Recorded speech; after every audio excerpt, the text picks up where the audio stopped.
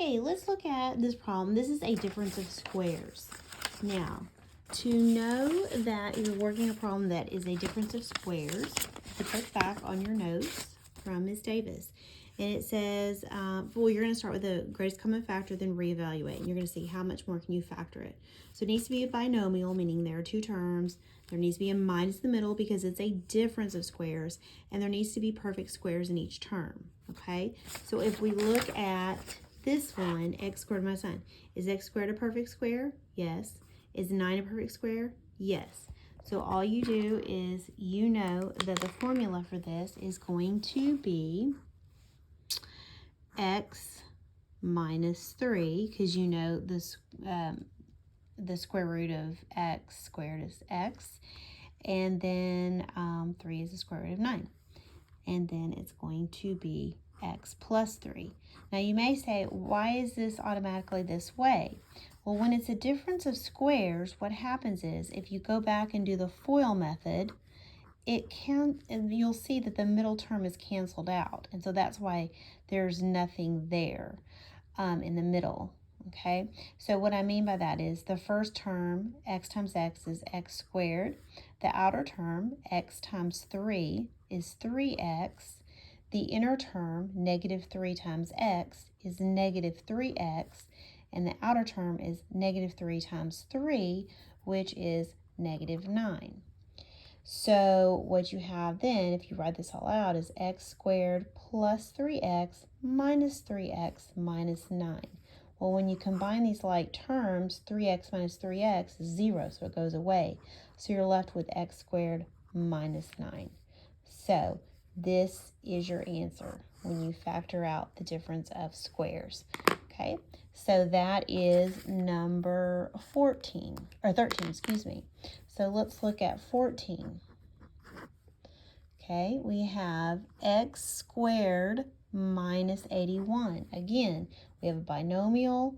First of all, there's no greatest common factor to factor out, but we know this is a perfect square and this is a perfect square. And again, you know that it's going to be, what's the square root of x is, x squared is x minus 9, x plus 9.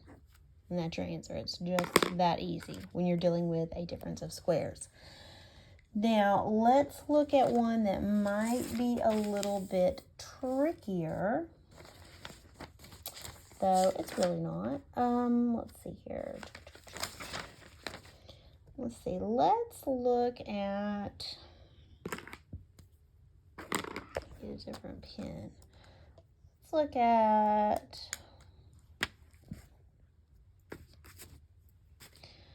Let's look at 20, for example. Okay, 20 is 4ab squared minus 121ac squared. Okay, now that's a perfect square. That's a perfect square, but that's not a perfect square. So I'm looking to see what can I factor out. So I'm looking for the greatest common factor. So I know that 121 is not divisible by 4. It's an odd number, so it's not going to be divisible by 2 or 4. I mean, if I'm not sure, I could just double check, but I know it's not the case. 121 divided by 4, 30.25, so that's not going to work. So, but I know I can factor out an a. So if I factor out an a, then I go, okay, a times what gives me this? 4b squared minus, okay, how do I get to this? 121, I've already got the a here, so I just say c squared. Okay, so now right here I have a difference of squares. Okay, the square root of 4 is 2, the square root of b squared is b. So I'm going to bring my a down, and then the square root of 4 is 2, the square root of b squared is b, minus the square root of 121 is 11, the square root of c squared is c. So 2b minus 11c times 2b plus 11c. And don't forget, I'm bringing down that a, which I had factored out earlier. So this is the final factored form. for difference of squares. Another one that might be tricky is, let's look at 22. So we have 16h to the 5th, k to the 2nd, minus 121h, to the 4th. Okay, so this is not these are not all perfect squares. I've got a 5 here, so there's no way. And then a plain old h. There's no square there. So I'm thinking, what can I factor out? Okay, well, I know that 121 is not going to be divisible by 2, which I know 16 will be because it's an even number. But, I mean, I'll double check. Is 121 divisible by 16? Nope. Okay, so I can take out some of the variables or the letters. This term has an h in it, and this term has an h in it. Okay, and also I could take some k's out as well.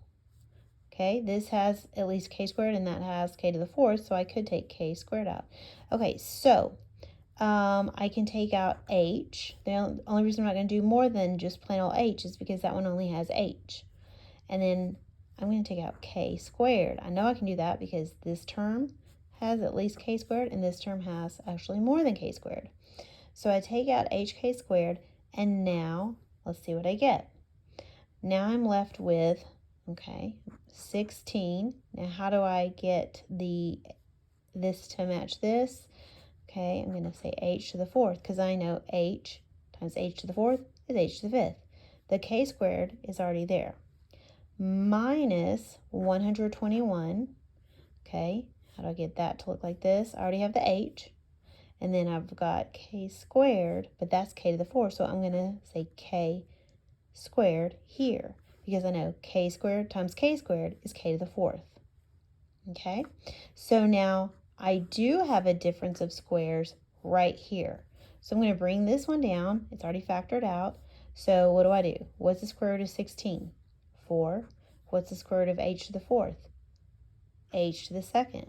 Minus, what's the square root of 121? 11. What's the square root of k squared? K.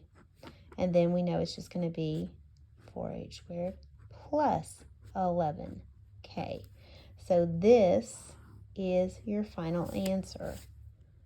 Okay, so first on this one I had to take out a greatest common factor, and then I saw that yes, now I do have a difference of squares.